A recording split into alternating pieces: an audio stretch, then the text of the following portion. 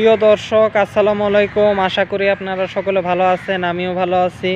প্রিয় দর্শক, অবশেষে আজকের এই 17 নভেম্বর আজকে হাসিনার যে রায় ঘোষণা হাসিনার বিরুদ্ধে, সেই রায় অবশেষে ঘোষণা হইল। অবশেষে হাসিনার মৃত্যুদণ্ড কার্যকর করা হইল এই রায়ের মাধ্যমে। তো প্রিয় দর্শক, এতটুকু কথা বলতে চাই যে এই রায়ের মাধ্যমে আসলে শেখ হাসিনার মৃত্যুদণ্ড কার্যকর হওয়ার মাধ্যমে ছাত্রদের যে এত লাশের যে বিচার, সেই বিচার কিছুটা হলেও সম্পন্ন হয়েছে।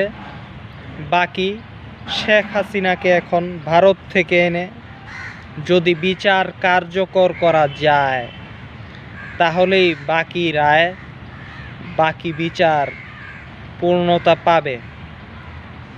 তো প্রিয় দর্শক, এই রায় তো হইল, কিন্তু এই রায় নিয়ে আগামীতে যারাই শয়তানি করবে, বিশেষ করে আনিস আলমগীর মার্কা যে বুদ্ধিজীবীরা এবং নিজুম মজুমদার, হারফিক মজুমদারের মতো পালাতক, অবশ্যই তাদের ব্যাপারে একটা কথা বলে রাখি যে তারা ধান্দাবাজ। এবং যারা এই রায়ের পক্ষে না, তাদেরকে কিছু প্রশ্ন রাখতে চাই। যদি এই রায় মিথ্যাই হয়, সবচেয়ে বড় কথা, এই ট্রাইব্যুনাল কিন্তু হাসিনাই 2009 সালে যুদ্ধ অপরাধের বিচারের কারণেই তৈরি করছিল। অর্থাৎ এই রায় কিন্তু হাসিনার নিজের তৈরি করা ট্রাইব্যুনালই দিল। অর্থাৎ নিজের তৈরি করা যে বিচার ব্যবস্থা, যে বিচারের যে কোর্ট, সেটার মাধ্যমেই কিন্তু এই রায়টা আজকে দেওয়া হলো।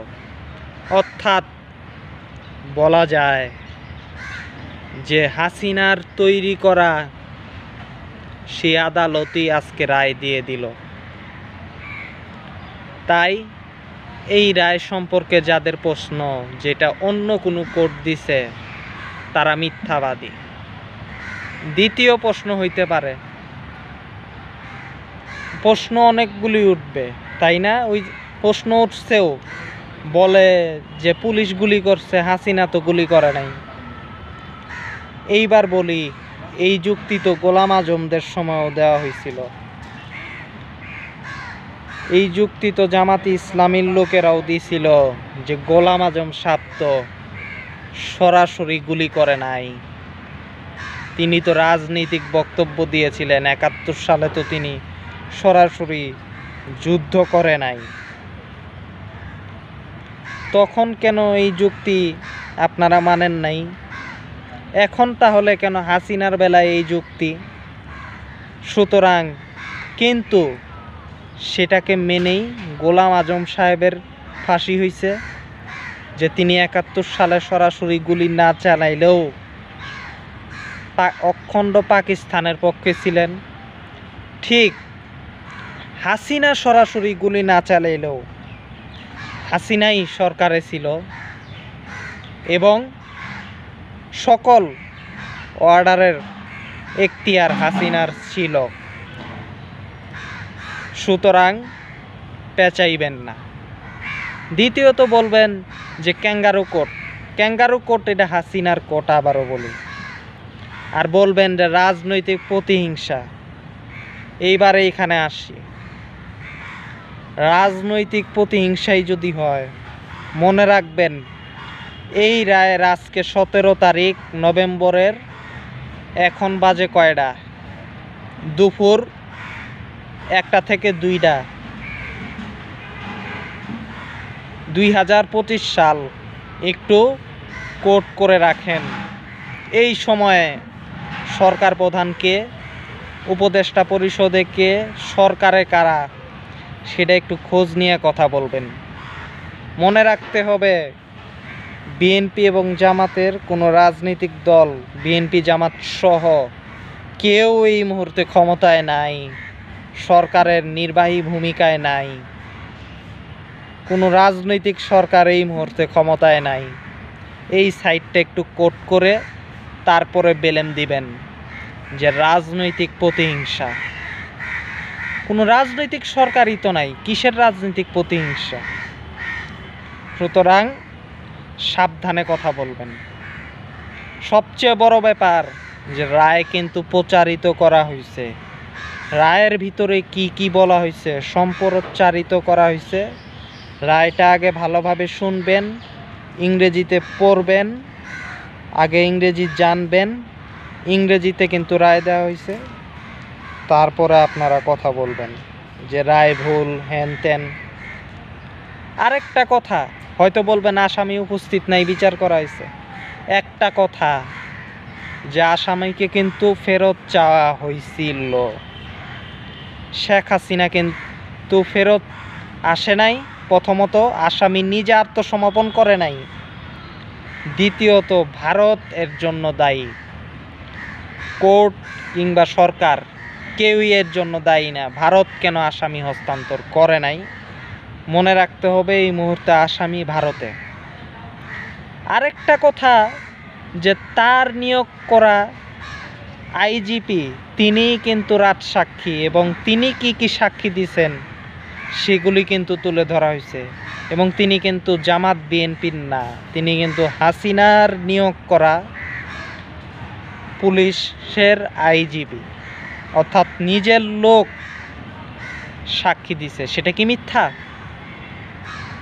আমরা মিথ্যা, সবাই মিথ্যা, একটা মানুষও মারা যায় নাই, এই কথা বলবেন না। কিন্তু বিবেচনা করে তারপরে কথা। বাকি দেখতে থাকেন, যদি কেউ কুযুক্তি দেয় অবশ্যই সেগুলি আরও বিস্তারিতভাবে খণ্ডন করব।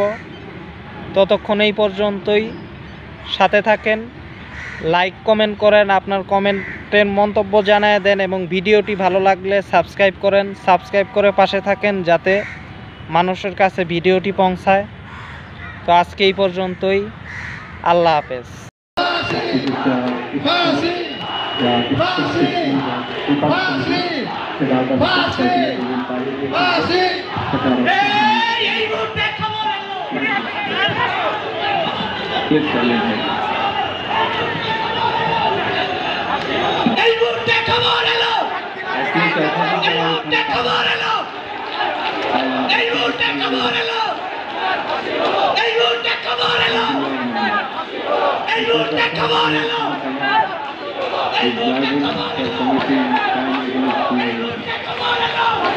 For the occurrence of killing 6 persons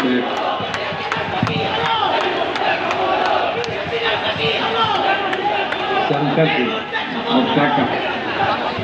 এই মুহূর্তে খবর এলো, এই মুহূর্তে খবর এলো, এই মুহূর্তে খবর এলো, এই মুহূর্তে খবর এলো, এই মুহূর্তে খবর এলো, এই মুহূর্তে খবর এলো, এই মুহূর্তে খবর এলো, এই মাত্র খবর এলো, And also the training